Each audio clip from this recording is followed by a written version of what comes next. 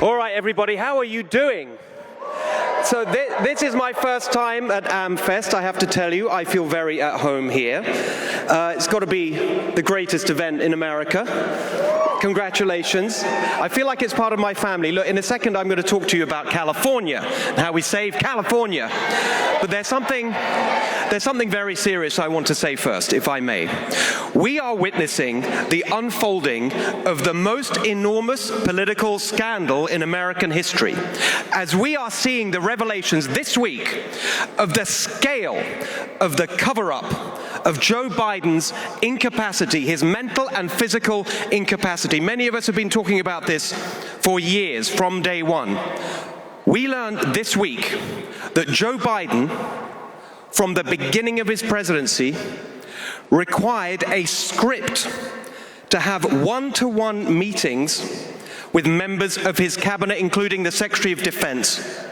Now, before we moved here 12 years ago with my family, I worked in 10 Downing Street, senior advisor to a conservative prime minister. The idea that the leader of a country would require a script to have a one-to-one meeting with his cabinet colleagues is unfathomable. It is unacceptable. We must not accept it. We must demand and insist upon a full investigation and accountability for every single person who enabled this, who lied about it, who covered it up, starting with Kamala Harris. And speaking of Kamala Harris, have you heard she's telling people that she doesn't want her last act in public life to be certifying Donald Trump's election victory. I don't know, it sounds pretty good to me. And she's hinting that she may want to run for governor of California in 2026. So, I don't know. I'm kind of excited about that. I say bring it on and let's beat her again. By the way, anyone here from California? Oh, look at that. What do we think about the current guy? What do we think of Gavin Newsom? So look, here's my theory. Here's the problem with Gavin Newsom. It's very simple. Too much hair. Too much hair. What about maybe for next time we get someone with less hair? A lot less hair. But honestly, to everyone here from California and beyond, here's something perhaps unexpected. I bring you good news from California. Glad tidings from the Golden State. Look what just happened in our elections in California. Donald Trump got more votes in California than any Republican presidential candidate in history. In San Francisco, Donald Trump got a higher share of the vote than any Republican presidential candidate for 3 decades. Across the state, Californians voted for our ideas. Proposition 36, we voted to make crime illegal again. But it wasn't just crime. On tax, the left tried to introduce a ballot initiative to raise taxes. It was defeated. To raise the minimum wage, it was defeated. To impose rent control, defeated. In Oakland, collapsing into crime and squalor, the far-left district attorney, gone. The mayor of San Francisco, gone. In Los Angeles, the poster child for the far-left, George Soros-backed lunacy on crime, George Gascon, gone. So many of you may have seen me on Fox News with the show I used to host, The Next Revolution. I'm telling you, the next revolution will be the California Revolution, and it is on. Now, speaking of revolutions, nearly 70 years ago, there was a revolution in a small country in Eastern Europe called Hungary. The people there stood up against a brutal communist regime, bravely stood up. And the Soviet Union sent in its tanks and crushed it. And many Hungarians, tens of thousands, left the country in search of freedom, including my parents. And so I had the great privilege, while the rest of my family was trapped behind the Iron Curtain, of being born and raised in a country, the UK, where freedom flourished. But now, when we moved here, in 2012 with my family, I feel that my journey towards freedom is finally complete. The home of freedom here in America. And I just have a little picture I'd like to show you. If we can put up this photo of the proudest day, one of the proudest days of my life. There you are. Can you see that? That was the day that I became an American. But do you notice something about that photo? The bloody mask. The masks. And so that photo is a permanent reminder that we must permanently fight for freedom.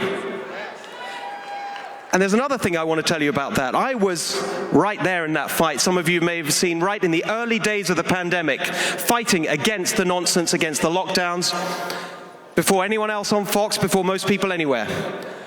And guess who was with me that first night when I said, this has got to go. These authoritarian lockdowns, all these COVID rules got to go. Guess who was with me on my show that night? Charlie Kirk. Exactly. Charlie Kirk stood with me then, and I have been incredibly proud to stand with Charlie ever since. What an amazing American hero to have built this organization, and all of you for supporting him. Thank you so very much. And so I just want to say, what else inspires me about Charlie? The fact that he's built this. And he doesn't just talk about things that are wrong. He gets out there and fixes it, just like all of you. We are in the fight. And I can tell you, I am now in the fight to save California. I started an organization called Golden Together, which is laying out a roadmap for how we reverse the ruin of America's worst-run state.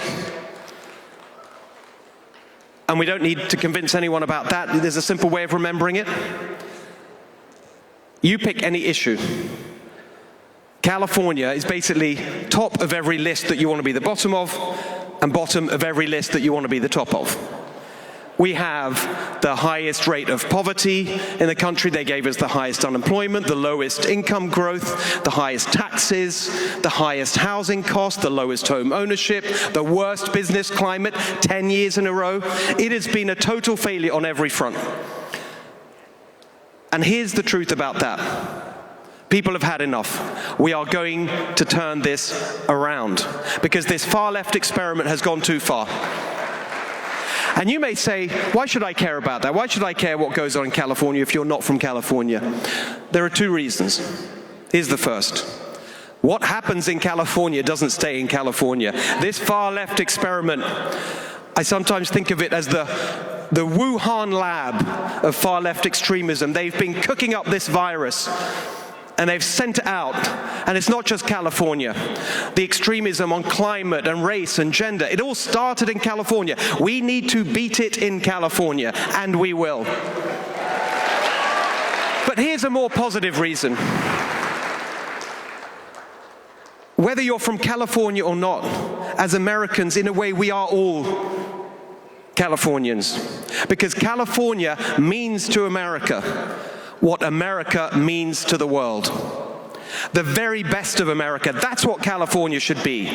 That's what inspired me about California, the home of energy and innovation and opportunity and dynamism, the rebel spirit.